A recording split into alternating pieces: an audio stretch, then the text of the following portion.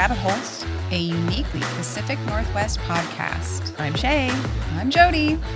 Let's fall down the rabbit hole. Hi, Jody. Hi, Shea. How are you doing today? I'm pretty good.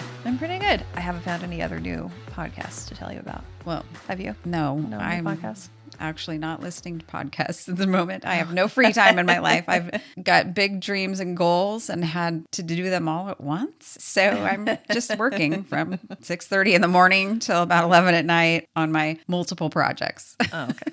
Well, I do have a lot more free time than you because my job is still practically non-existent. So I've been getting a lot of housework done. I've been doing a lot of podcast editing. Yes, thank you. Yeah. Thank you. You do a lot of the groundwork and behind the scenes work for us, and I really appreciate it since I'm so busy. Yes, I am your podcast editor extraordinaire for this, which has been fun learning how to do that. Yeah. And then I've been doing a little bit of fall decorating and crafting. So Good. Yeah. I've been resisting that. I'm like, it is not going to be fall yet. Everybody around here loves fall. They can't wait to get their plaid, their pumpkins, pumpkin spice, everything. And I'm like, no, it is sunny out and I'm going to pretend it's summer until it's over.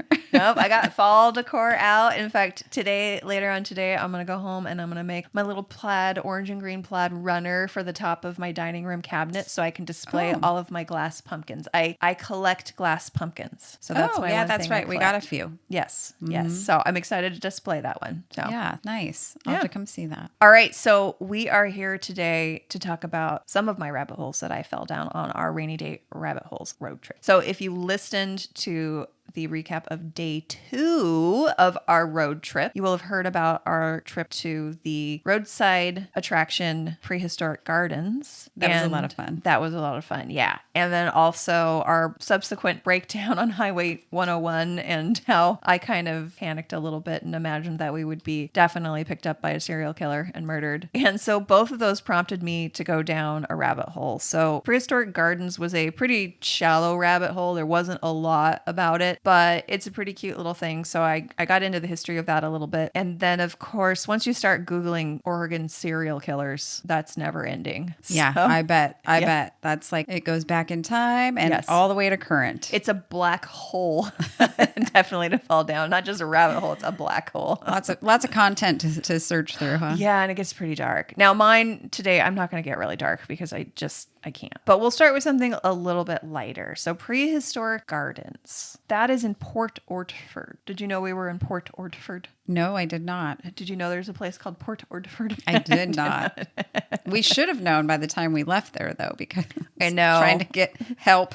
Yeah, we were like, I don't know, we're just in the middle of nowhere. Oh my God, we're going to die out here. We had no service. I couldn't tell on my map where we were. Yeah, exactly. So Prehistoric Gardens is this cute little roadside attraction off the Highway 101 on the southern Oregon coast. It's just kind of north of Coos Bay. And when you pull up, what greets you? Was it north? I got so lost in my head. Yes, it was north. So Sorry. we left Itty Bitty Inn and we drove straight to Prehistoric Gardens. Right. Yes. Yeah. Okay. Yeah. I'm with you again. And it was early morning. It was beautiful. There was nobody else there. It was just us. And as we pull up into the gravel parking lot, we were greeted by a life-sized Tyrannosaurus Rex with glowing green eyes. Yeah. I think I came up to his knee. Yeah, he was huge. So I think he's like 36 feet tall or something like that. He's a giant. He's a big boy with big old teeth. And he's right there in the parking lot. So I was very excited. Nobody around. So I was like, Jody. Get your camera Get your camera out. So I ran up to that T-Rex and I humped his leg. She sure did. Like a horny Shih Tzu. She was like, he's not caged up. I have access to his body. I'm doing this. He was consenting. I could feel it. And apparently his name is Tiny. That's what the park has named him. So Tiny the T-Rex greets you in front of a lush, old-growth rainforest with giant ancient ferns, giant swamp cabbages, and wooden bridges spanning swampy trickles of water. So lurking amongst the shadows and the ferns are 23 life-size replicas of an assortment of dinosaurs. Everything from, now hopefully I say this right, a brachiosaur. Is that right? That sound right? It sounds right to me. This is when we should have the grandkids over. I know. They're experts on this. They would be schooling Every picture I showed them, they knew what it was. Did they really? Yes. Oh, that's way more than I can say. So there was a brachiosaur, and that brachiosaur, by the way, took them 4 years to build. Holy cow. 46 feet tall and 86 feet long. Yeah, it is. It was hard to get into the camera. Yeah, the scale of this creature was the viewfinder. Yeah, it was too big. Mind-boggling. If you go to our Instagram, you can see we'll post the pictures. There's Jody standing in front of it for scale, and you can see this neck and head are just way above you. Mm-hmm. It's crazy. So there's everything from the brachiosaur to an armored ankylosaur. Mm-hmm. Did I say that one right? I think so. Definitely. Ankylosaur. I like the way you say it, so I'm going to say yes. Yes, that's the pronunciation now. It is. It's not right. Right. We'll have to go on like Google and make sure, when you click on that little sound thing that tells you how to... let's do that. Hold on.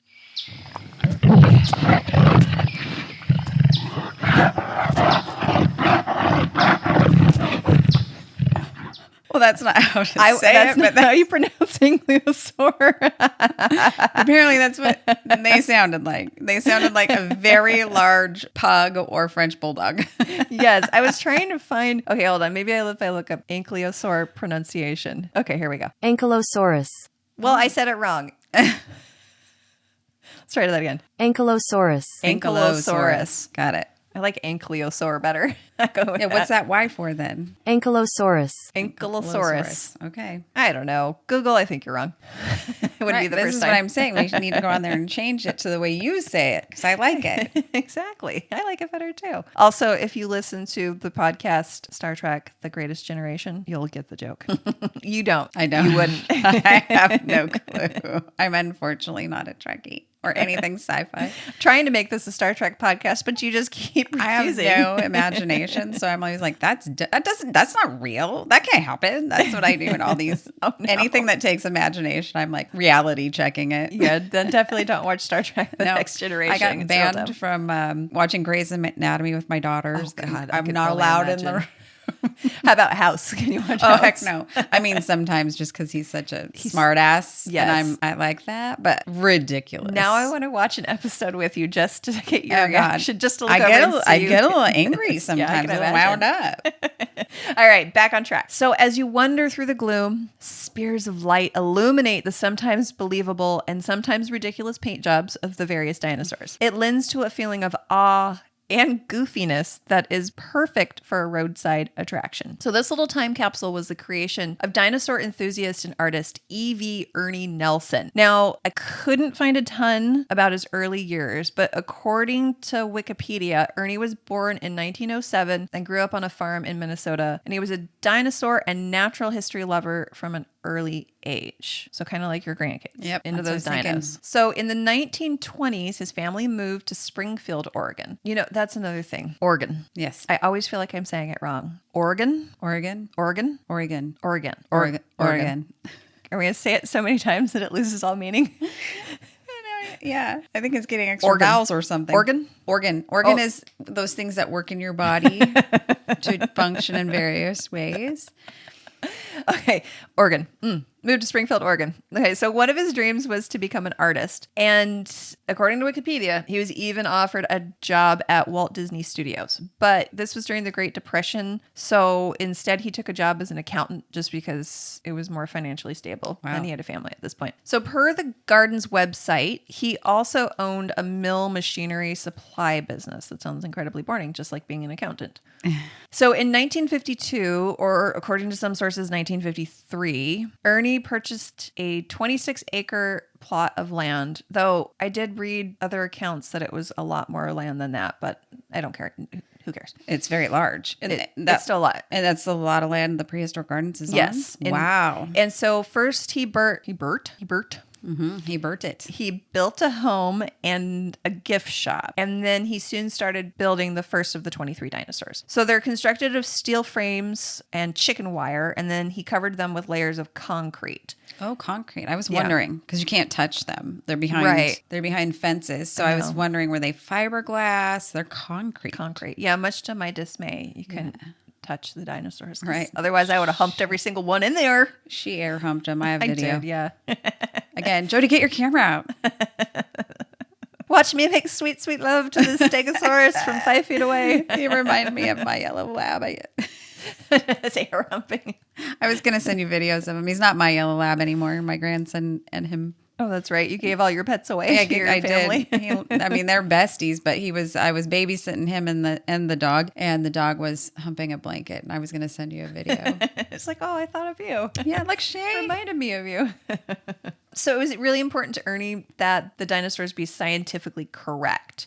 So he completed tons of research. He visited natural history museums across the U.S. He consulted with paleontologists, and he even flew out to New York to visit the Smithsonian so that he could ensure that they were as scientifically correct as possible. So this is as of the 1950s versions. So that giraffe type print with the multicolors, that's like maybe? No, that's where he took artistic license. Oh, gotcha. Okay, so that's what it felt like, but the bodies of the dinosaurs and the information displayed is supposed to be scientifically correct. But then he decided to do something more whimsical with the paint jobs, which is why some of them are so bad. Oh, gotcha. So bad. So go on our Instagram and you can see the paint jobs of some of these. Like the poor, was that Triceratops? That one's the worst by far. Right. Yeah. And then there were others that were bad.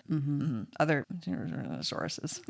Other sources. Other sources. So it took them 3 years to get the park open, and they opened on January 1st, 1955. And I can only imagine, like, knowing the weather in the Pacific Northwest, especially along the Oregon coast. I can't imagine that he had very many people Feels like come. a cold rain-soaked day. That's a bad time to open. Why didn't you open in the summer, sir? Practice. Yeah, I guess so. Yeah, get it up and running. So I can't find specific numbers, but it looks like he opened the park with just 5 dinosaurs. Do you know which one? Was Tiny out there, or is Tiny come later? You know, I couldn't find a timeline of the dinosaurs other than I know the Brachiosaur, I think, was the last one that he built. It took him 30 years to finish building all the dinosaurs. Holy cow. And how many did you say there were? 23. 30 years. Yep. Wow. Yeah. Well, yeah, that big one took 4 years alone. So he ran the park until he passed away in 1999 at the age of 91. Wow. And he was still working it. Still working there. And so he left it to his family, and his granddaughter Kiki still runs the park today. Fascinating. Yeah. I wonder if that... Did we meet Kiki? I'm wondering if that was that lady. Wow. And is the house still there? I don't recall seeing a house. I don't recall seeing a house, but unless the gift shop is because it's attached to something. She went behind a door there. That was pretty small, though. I think that was just back rooms. Definitely. Yeah. At the time they opened, admission was 50 cents for adults and 25 cents for children. That's sweet. Yeah. And today, adult tickets will set you back about $14, which I think is still reasonable. Still good. Mm-hmm. Yeah, I think it's worth it. My favorite dinosaur, I think, was the Brachiosaur and the Ankylosaur and the Stegosaurus. Well, as you already know, my goal was to try to hump as many dinosaurs as possible, but that didn't happen because they were behind fence. So I just got to hump the T-Rex. So, well. Kiboshed. Plan kiboshed. I know. I was so disappointed. It's all right. I still liked it. My favorite ones were the baby... Triceratops. Yes, the baby Triceratops. Yeah, they were I'm just cute. that kind of person. Yeah, they were really cute. And those were pretty well done, and the paint job on those was good. Yes. And their little eggs broke in, and they were hatching. Yeah, they were cute. Mm-hmm. They were cute little guys. So the park has a small gift shop, which was just okay. How many squatches? I think we said we gave that one 2.5 squatches. Yeah. They were kind of expensive, pricey. They were. And a lot of it wasn't even relevant to the trip. Yeah, it was just dinosaur stuff. It wasn't like branded to the Prehistoric Gardens. Or just other random things. Like the backpack I got has nothing to do with Prehistoric or the Gardens crystals and the incense. Yes, they had incense and crystals there. That was interesting. Things with sayings on them that had nothing to do with Prehistoric Gardens. Oh, God. Remember there was like some super right-wing saying things there? I was trying to not say that without saying. It was kind of funny. I think I bought a patch that was like like a U.S. State Parks looking patch, but it had a Sasquatch on it. Yes, that's right. So I bought that one for my brother. Oh, by the time this comes out, I will have given it to him. I didn't want to give the surprise away. And I think I bought like a sticker or something, but it was still, they were just very expensive. I think that patch was $10 and it was tiny. Right. Is that where you bought the toe jam? It is where I bought the toe jam. Yes, I bought the toe jam the first time around. The Marionberry jelly, the toe jam. Yep. And then the second time around, and I had seen this backpack the first time we were there, and I'm like, Jody, you don't need that. Yeah, you pointed it out to me. But it's homemade from Nepal, and it's really cute. It's made out of hemp. Yeah, it was just it was okay. But so yeah, we gave it like 2.5 squatches. Yeah, and that's just for the gift shop, not the park itself. The park itself, I would have given it 4 squatches. Yeah, I give it 4. Maybe 4.5. Well, I'm going to give it 4, and then that extra half is for how kind the proprietors were when we broke down and had to come back and hang out basically in the gift shop for an hour while we we were trying to get a tow truck, and then they let us walk through the park again, which the second time through was nice because we were drinking some canned alcoholic beverages sneaked in. So that's really all I could find about Prehistoric Gardens. There wasn't a whole lot. It's been around since 1955. Mm-hmm. I think overall it was a really fun stop. That was definitely the highlight of that day. Yeah, definitely. And we had no idea what was to come when we left. I know Prehistoric we Gardens left the first Prehistoric time. Gardens like so happy. We were like, that was so fun. That was so cool. It was a beautiful day, and it was still morning. Yeah, we're like, we got the whole day. We're gonna make it to Coos Bay tonight. I think it spend was the night. not even 10 a.m. when we were leaving there. And we were gonna make it all the way to California. We were gonna go Yep. to Fort Bragg. Mm-hmm. We were like, Fort Bragg, here we go.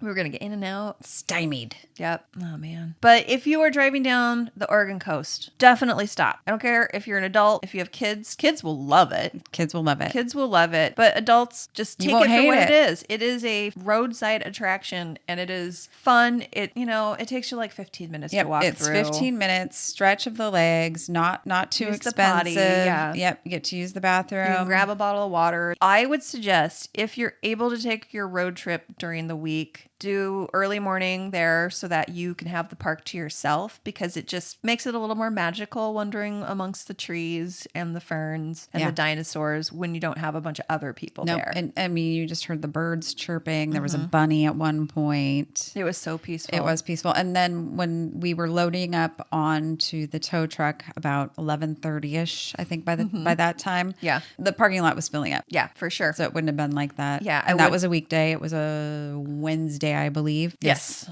Yes. God, that week just blended into itself. Yeah, if we had gone later, I don't think I would have gotten the opportunity to hump. No, the I was thinking T-Rex. that would have ruined your humping process. Yes. So that was, the highlight of my day. Yeah. So that was Prehistoric Gardens. So we're going to take a quick little break. And when we come back, I'm going to tell you about my second rabbit hole from that day. I can't wait. I'm a little scared. It's pretty creepy. Because I'm going to take another road trip, and now I'm going to know this. Yes. So I'm a little scared. Okay. But all right. We'll see you in a minute. Okay. See you soon.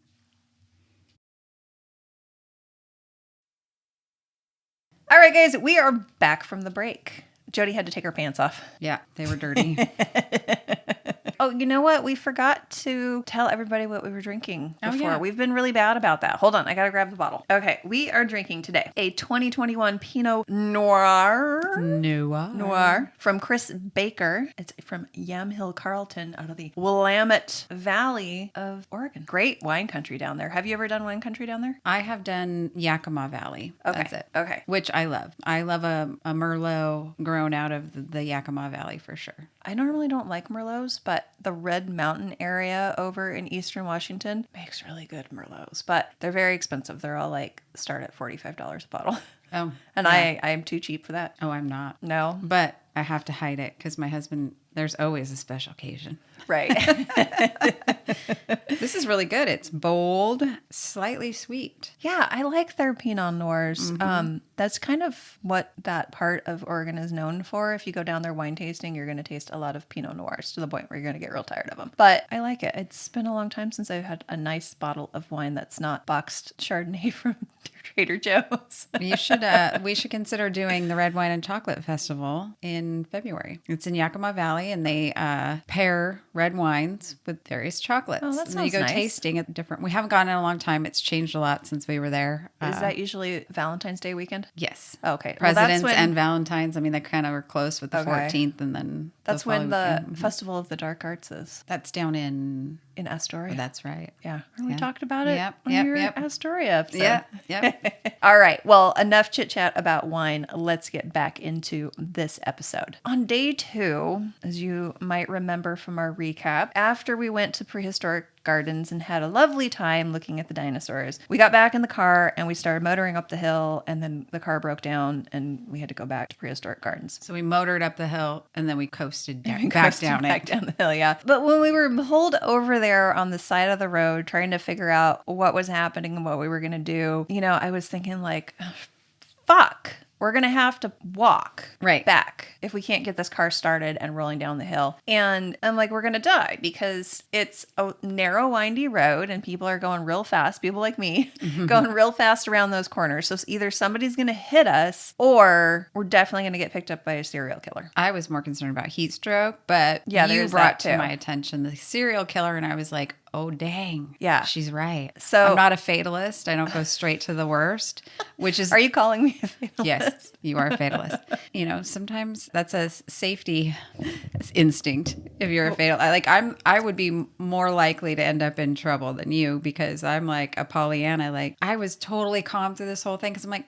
There's people here. People will help us. They'll get us where we got to go, even if we have to whip out our credit cards. It'll be fine. And that's why when we got to the mechanic and he's like, I don't know. Yeah, no, there's no taxi, no Uber. I don't know how you're going to get there. Yeah, I don't know. You're going to be here for a couple days. Don't worry. Go to the Motel 6. You'll be fine. It's only 5 miles walking on Highway 101 with all your luggage. It's fine. It's fine. You'll make it eventually. He didn't even say that. He just did not care. No, he did not care. It was unconcerned. Not his problem. Exactly. So, fatalist me started thinking about the serial killer thing. And so I got kind of curious and I was wondering if there were any serial killers who operated along Highway 101, along the Oregon coast. And so I started Googling that. And the thing that kept coming up, because, the more recent stuff pops up first in the Google searches, was these stories about all these women who have been going missing and then turning up murdered around the greater Portland metro area recently. Like, we're talking this spring of 2023. Oh, wow. And then there were stories about the man that might be responsible. Oh. So before we go deep into it, so this alleged killer, now he has not been charged with anything. He has not actually been indicted on anything. He's not been convicted of anything. Oh, so there's a suspect? He is a person of interest in this case. He is the alleged killer. Okay, alleged. Mm-hmm. His name is Jesse Lee Calhoun, and that's the last time I'm going to say his full name because he's a piece of trash no matter if he killed these women or not. So we're just going to call him JC from here on out. All right?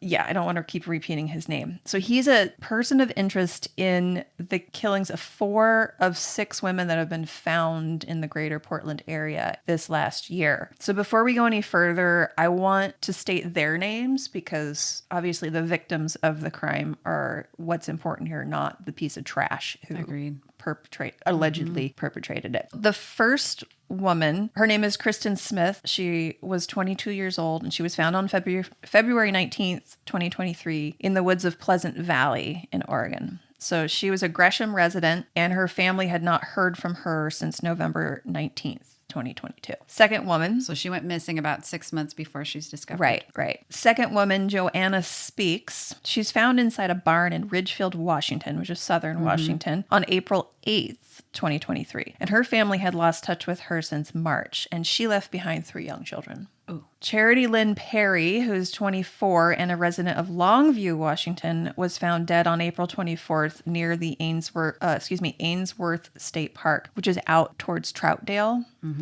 Along Highway 84 there. And then on the same day as Charity, an unidentified woman of Native American or Alaskan descent was found on the side of the road less than 3 miles from where the first woman, Kristen Smith, was found. Same area. So, yeah. And I haven't been able to find anything if she'd been identified. There was a very bad sketch of the woman? Of this woman. It was not very flattering. I hope that, I keep adjusting my mic and it makes a lot of noise. I do apologize, everyone. Anyway, but I couldn't find anything else about if they had made any progress on identifying her. And then Bridget Leanne Ramsey Webster, who's 31 and a resident of the Milwaukee neighborhood of Portland, was found on April 30th near Mill Creek in Polk County. And then finally, Ashley Reel, 22, was discovered on May 7th near Eagle Creek. Now, I read a few reports that at least 3 of these women frequented the same area near Clackamas Town Center, which is a little bit further south of Portland I think it's on Highway 205. So all of these women were found somewhere in the same region, geographical region. Yes. So it's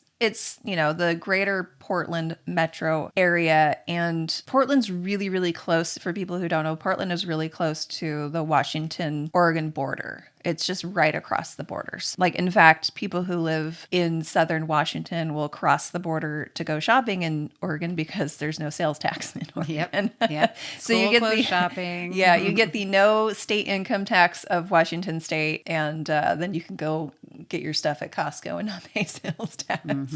I know whenever I go down to visit friends or family in Oregon, my husband's always like, all right, you're going to stop at Costco and pick up X, Y, and Z. Anyway, the man suspected of the involvement in the death of all of these women, the aforementioned JC, quite a piece of work. Now, the first thing that stood out to me is he was a resident of Troutdale, Oregon, which for those of you who are cosmic tripsters, you will know that that is the location of the best McMinimans of all of their properties, Edgefield. Edgefield is a sprawling property that has an old Masonic, well, it was a Masonic old folks home. We'll get into all these in our McMinimans episode. But anyways, it's a big property, very cool, great place to stay the weekend. And so I've been there so many times, and it kind of gives me chills to think that maybe one of these times when I was, driving through Troutdale, maybe this piece of shit was, like biking down the side of the road looking for meth or whatever he did there. You typically travel with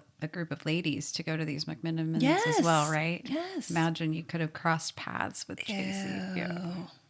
Creepy. Anyway. Were there any themes to the women? So I tried to dig into the background of these women more, and it was really hard to find much about any of them. When you go on Facebook and look, what ends up popping up is just the news articles. I found the obituary for one of the women, and it looked like she had a partner. It looked like she was a lot of fun and a happy person. There was a lot of people who left thoughts on this, like you can go to this website and you can leave your stories and pictures and stuff about the deceased person, and looked like she was very well loved. Now, some of the other women, some of the news articles mentioned, like one of them had struggled for years with substance abuse disorder. Another woman seemed to maybe occasionally experience homelessness. And then one of the women also had a lot of struggles with mental health. That leads me to believe that maybe these women were a little more vulnerable.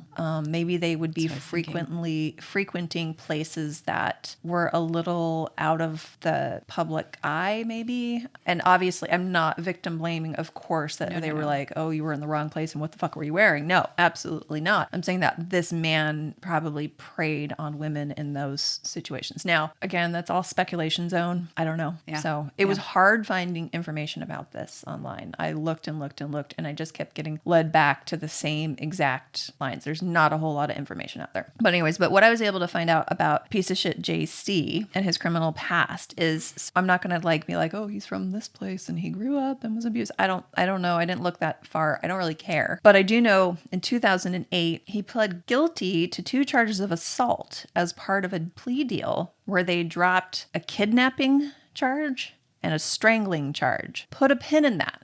Put a pin in that. So assault. Yeah. Oh, wow. Put a pin in the... So you said kidnapping and strangling. Okay. Between 2008... I can hear you writing. It's all right. Oh, my goodness. These things pick up too I know much. they do. You have to be so... So sneaky. Yeah. So between 2008 and 2018, he of course had multiple traffic stops. And in the last one in 2018, one of those stops revealed that he had 500 rounds of ammo and 6 grams of meth on him. So drugs and guns. He went to court for that. And then he was waiting for sentencing and he was out. And, these things take forever. So it was a year later that he was supposed to be sentenced. So before he could be sentenced... Wait, he was in jail waiting sentence? No, he was free? out. He was free. Mm-hmm. Yeah, because that's kind of how it is. They're like, well, be a good boy and show up for your sentencing later, but, kill 5 people. Go along. Mm-hmm. So before he could be sentenced for those charges, he was convicted of assaulting a police officer and, get this, strangling the canine officer, the dog. He strangled the dog? He strangled the dog. That's the thing that got me the most. How did he get a handle on that dog? Well, I'm assuming the dog was coming at him and he stuck his hands out and grabbed it and was trying to choke this poor dog. Lucky, or he is severely talented. But he, that's assaulting an officer. 100%. that dog is a working officer. Absolutely. You cannot assault that dog. And I think people get extra pissed when you assault the dog. Yeah, absolutely. I'm extra pissed. Yeah.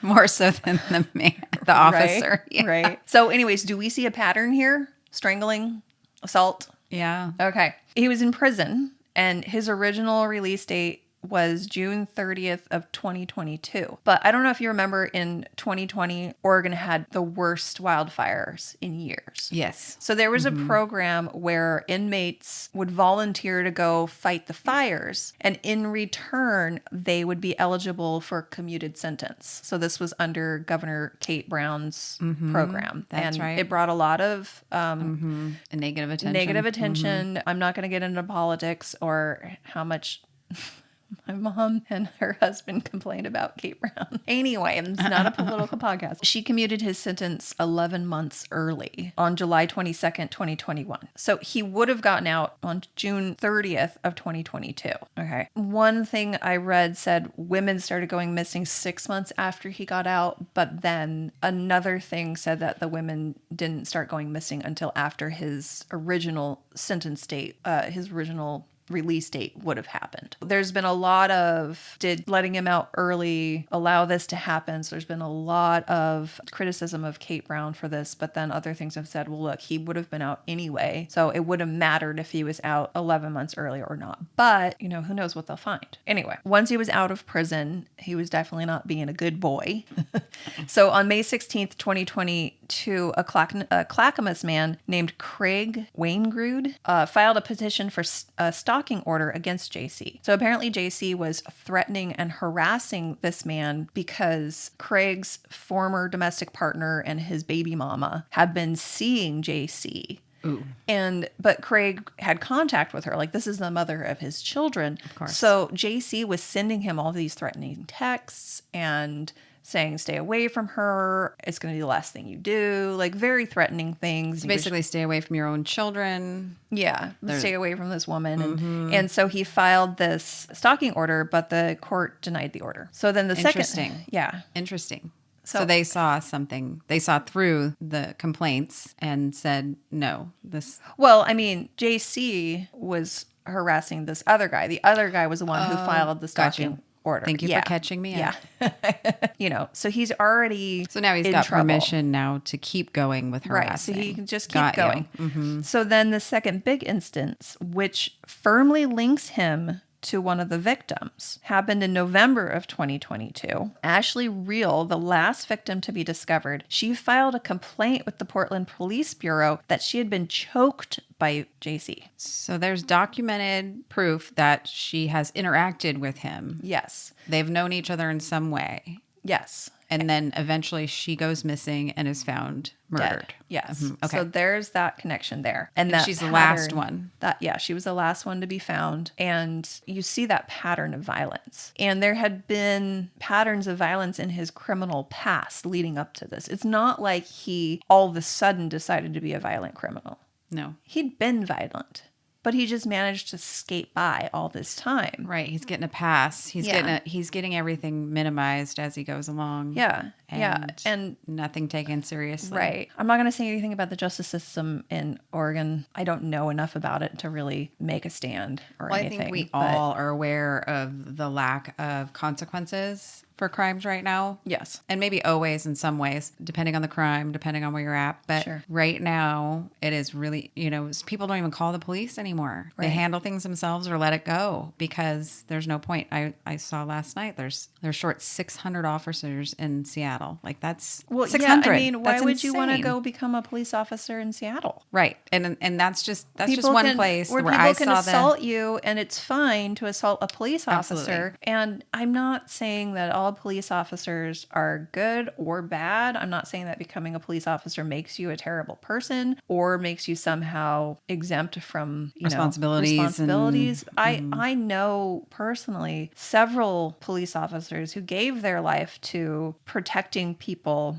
And well, your mom's husband was a corrections officer. He was a corrections officer, yeah. But I know somebody who, he told me a story of, I don't know if you guys remember, in 2020, there were riots in the Capitol Hill neighborhood of Seattle. And Chaz Chop. Yeah, they kind of took over the entire neighborhood for a time. And the police were trying to respond. And this friend of mine, he said he was standing out there in the middle of the street in full riot gear with people throwing Molotov cocktails at him. And that was the moment where he was like, what the fuck am I doing? Right. He was like, I'm at retirement age. I could have retired 2 years ago. Why did I not retire? And so he retired the next day. I mean, why would I go out there and risk my life? And it's just disrespectful. Yes. Everywhere you go, it's disrespectful. Yes. Right. Now, the police have not been held accountable for a lot of crimes that they've committed, and they should be, but they should be holding each other accountable. Yes. And then we wouldn't have the issues we have. And plus, people would have more trust and respect for them if they actually held each other accountable. Yes. But and another instance was that's a culture change where you have to say, okay, that wasn't right, and you can't do that, and that is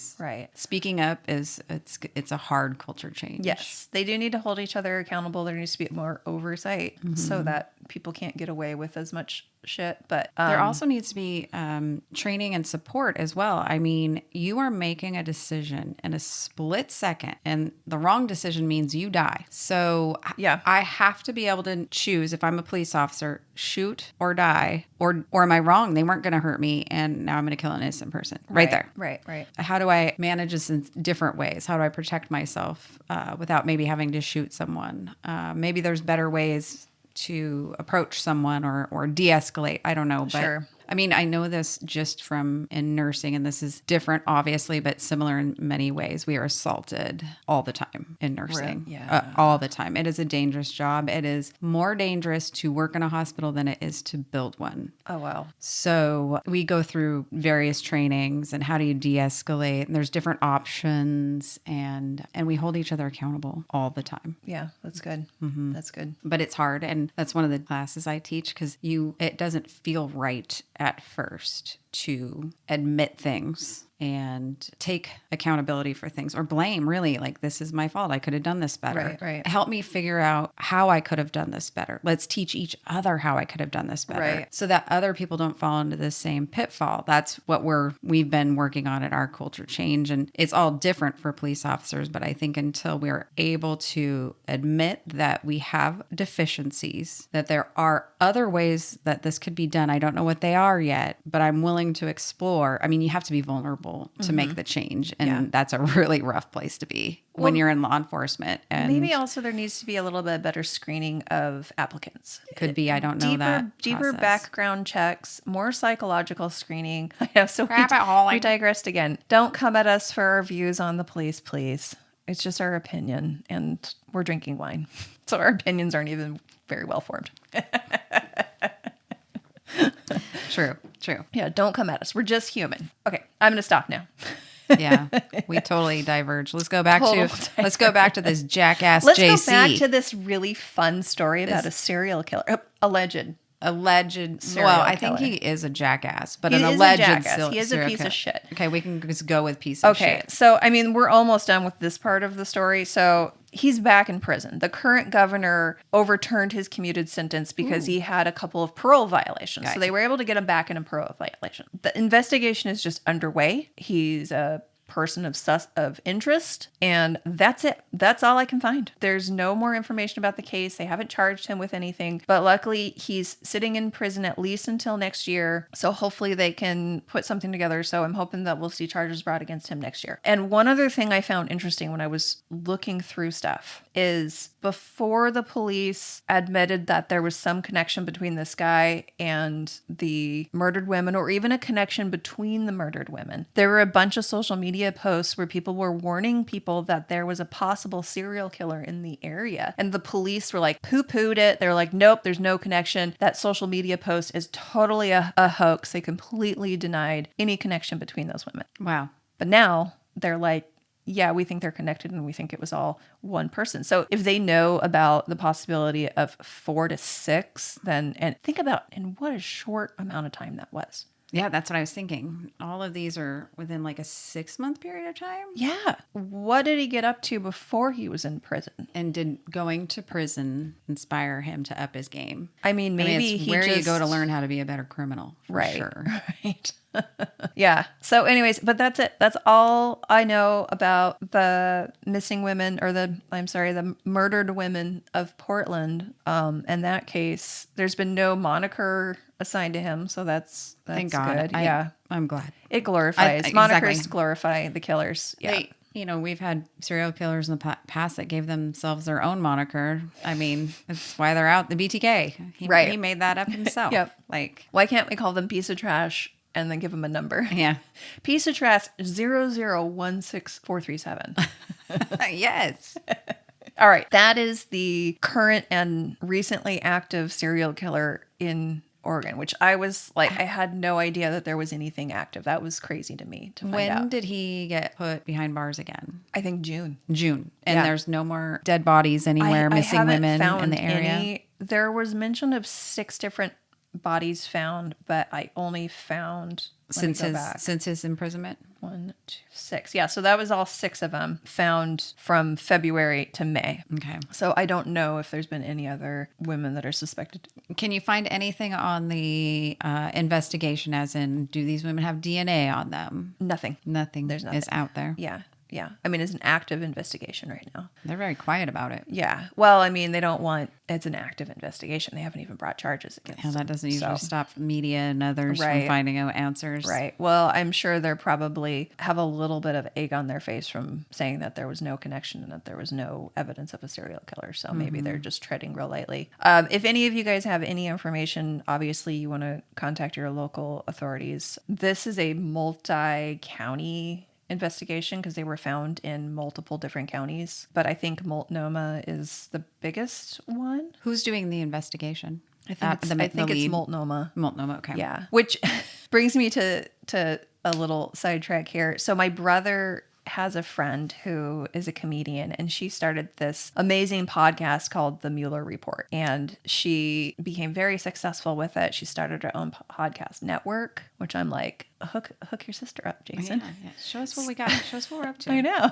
We are beginners. I know. So he had dinner with her recently, and so he told her about our podcast that we were starting, and she gave some really good advice, but she really liked the subject material, the idea of the subject material. But she's like, what I really want to know is, why are there so many serial killers in Multnomah County specifically? Oh, another rabbit hole. So we'll have to investigate all the people. We should look into the socioeconomic factors of Multnomah County, as well as mental health care and kind of support. Mental health care. Because mental health care, somebody told me, like, you need to go down the rabbit hole of the mental institutions in Oregon. Oh, yeah. So there's a bunch of abandoned ones. Yes. You can go visit. Oh, my goodness. I was just going to say that. I have a friend that I worked with at the VA when I worked there, and that was his passion. He was from Oregon, and he showed me online all these. Really? Yeah. Oh, we got to do it. And he would go to them. Yeah. Oh, my gosh. Definitely. That's a great rabbit hole road I will trip. tell you, I did my clinicals at Western State here. I was, that was my mental health clinicals. I was in the not guilty by reason of insanity section for a whole semester. And it is it's frightening to be there when it's not abandoned and empty. I can't even imagine what it's like. I mean, the people there can be scary. There's a lot of, schizophrenia. These people killed people. One of them killed his mom, stabbed her to death. Like, oh gosh. These are frightening people, but the clanking of the bars, the doors as they close, everything's sterile and metallic, made of steel, but it's, the paint's falling off. And I mean, it's just, it's already a frightening place. Yeah. When it's inhabited. The buildings are old. So to see one that is abandoned, I'm going to tell you, it's probably pretty terrifying. Yeah, and just especially they still have stuff in them like a gurney or linens that are rotting away. And to think of all of the horrific things that they used to do to mental health patients back in the day, that is just terrifying. Yeah. Anyway, lobotomies. We still do electric shock therapy. I know you were saying that. What about lobotomies? No, those ever done? Not that I know of. Not that I've been. No good old ice pick into the. No, but I did watch. I mean, I participated as a nurse in some of these electric shock therapies that we were doing. ECT, electric convulsive therapy. We would get people to the point of seizure. But I did watch people come in almost catatonic from their depression to, I wouldn't say I saw anybody leaving, doing cartwheels and jumping for joy, but we were now having conversations and engaging. And I mean, they didn't use it on people who were, maybe could use some Prozac or something. These were people who were disabled by their depression. Wow. So there's still a clinical and we use sedation, use for it. So it was not barbaric. We used anesthesia, so it was not as barbaric as so it wasn't just because some woman was hysterical and her uterus was wondering. Yes, no, that's no, none of that happened. Not in my time at this facility where we completed. I won't say where because a lot of people have a lot of strong feelings about it. No, don't give any. But it was. I watched it work, and it wasn't done on everybody. It was done on very select cases. They were having no impact with any other traditional treatments. They were very disabled by it, and that's who we worked with. Is the brain real squishy? Kind of like a dolphin, I don't know. Not everybody's touched a dolphin. I've not touched a dolphin. Firm but squishy. I don't know, like a really firm hot dog. It's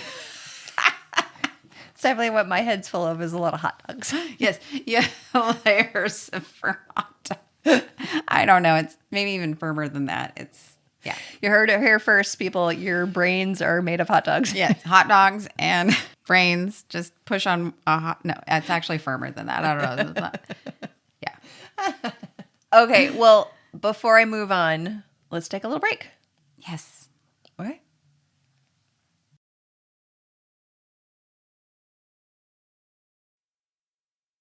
Okay, my friends, so we are actually going to stop here. This one turned into kind of a meaty boy, and it would be a 2.5-hour podcast if you listen to the rest of it, along with what we already heard about Prehistoric Gardens and Jesse Lee Calhoun. So please come back next week, and you can hear my super juicy part 2 of the Oregon serial killers. Rabbit hole. Yeah. I cannot wait. Oh, yeah. It's a good one. You're going to like it. It's kind of creepy, but it's good. And luckily, it mostly happened in the 70s and 80s, so it's behind us. So nothing to worry about. But anyway. So Oregon's safe from this one. Yeah, exactly. Please check out our Instagram at Rainy Day Rabbit Holes Pod, and you can see pictures related to this episode. And you can email Jody at rainydayrabbitholes.com. Or Shea at rainydayrabbitholes.com. And please subscribe on Spotify or wherever you get your podcasts so that you always will be up to date on our podcasts. And we will see you next time. See you down the rabbit hole.